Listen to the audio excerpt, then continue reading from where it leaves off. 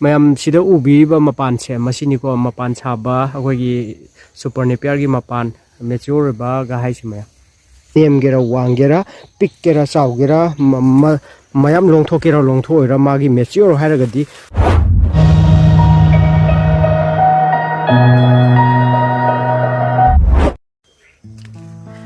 isno mayam masidi super napier sigi mature period ki matang dai mayam haijage mature haise kasumnate mayam na kakpa yaba thagra matung da karam kan kakadage karam kan kakadage habido mayam se leire ko sumaina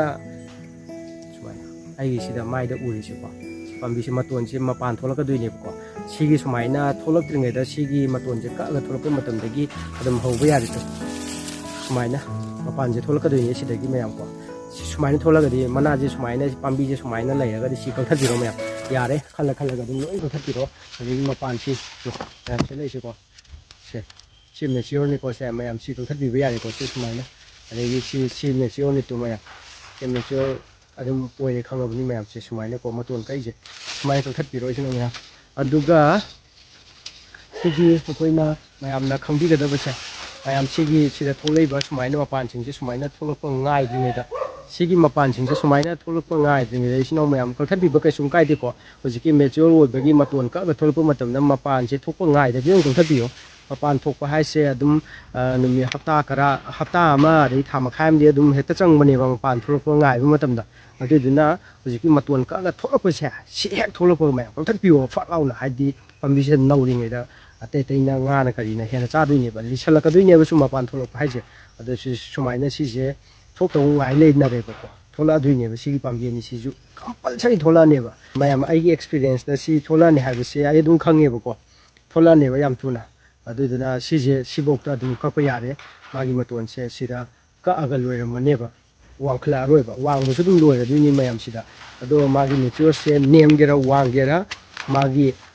fit masing leite si pambi sigi fit kaya wangi gar mayam hangbiro ko do pambi sigi exact fit leite magi mature period haisida dum magi wang loi si mature woi se wang loi ko ado mayam sigi mature se kaya wang ga mature woi ge habdu to sida su inem nem da mature woi si me sumaina si inem nem ko mayam to si mature woi ra bane to sida lei se ko inem nem se ko ai thaba kai bu katani ko se adum inem nem mature woi se degi sigi inem nem to sida yu chara ke ko to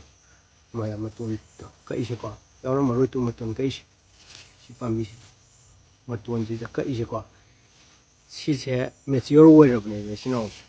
a chu si katani wang je du ma mature woi dagi si ga se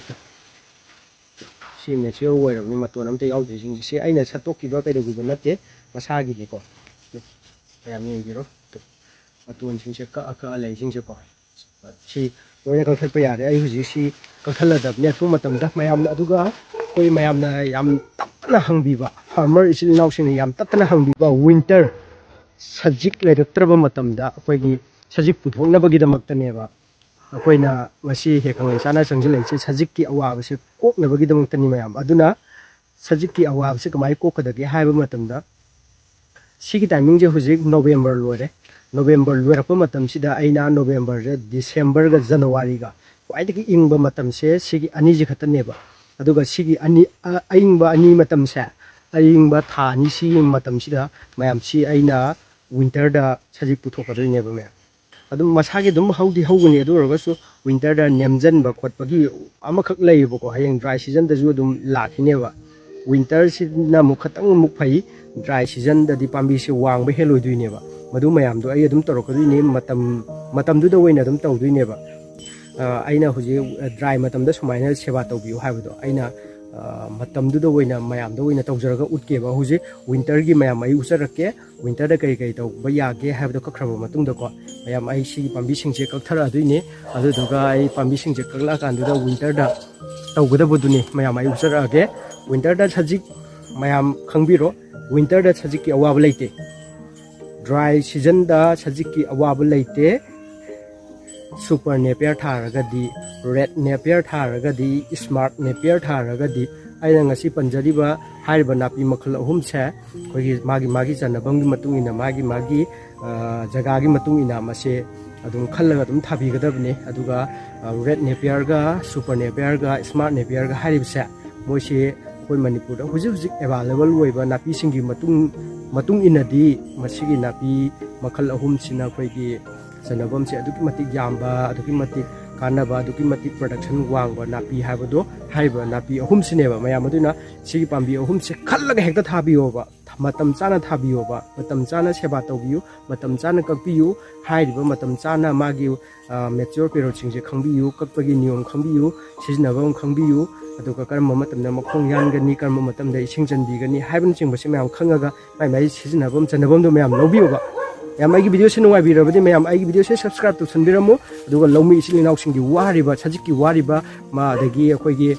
ꯁꯥ ꯁꯟ ꯂꯣꯏꯔꯒ ꯃꯆꯤꯟꯖꯥꯛ ꯋꯥꯔꯤꯕ ꯀꯩꯗꯧꯔꯤꯕ ꯃꯌꯥꯝꯁꯦ ꯀꯣꯛꯅꯕꯒꯤꯗꯃꯛꯇ ꯀꯪꯂꯩ ꯂꯩꯆꯥꯒꯤ ꯚꯤꯗꯤꯑꯣꯁꯦ ꯃꯤꯄꯨꯝ ꯈꯨꯗꯤꯡꯃꯛꯇ ꯂꯧꯃꯤ ꯈꯨꯗꯤꯡꯃꯛ ꯌꯧꯅꯕ ꯃꯌꯥꯝ ꯁꯤꯌꯔ ꯇꯧꯕꯤꯌꯨ ꯂꯥꯏꯛ ꯇꯧꯕꯤꯌꯨ ꯀꯃꯦꯟ ꯇꯧꯕꯤꯔꯣ ꯃꯈꯥ ꯇꯥꯅ ꯚꯤꯗꯤꯑꯣ ꯁꯦꯝꯕꯗ ꯃꯇꯦꯡ ꯄꯥꯡꯕꯤꯌꯨ ꯍꯥꯏꯕ ꯋꯥꯍꯩꯁꯦ ꯍꯥꯏꯖꯔꯒ ꯃꯌꯥꯝ ꯑꯩ ꯚꯤꯗꯤꯑꯣ ꯃꯇꯥꯡꯁꯤꯗ ꯂꯣꯏꯁꯤꯟꯖꯒꯦ ꯊꯦꯡꯛ ꯌꯨ ꯃꯌꯥꯝ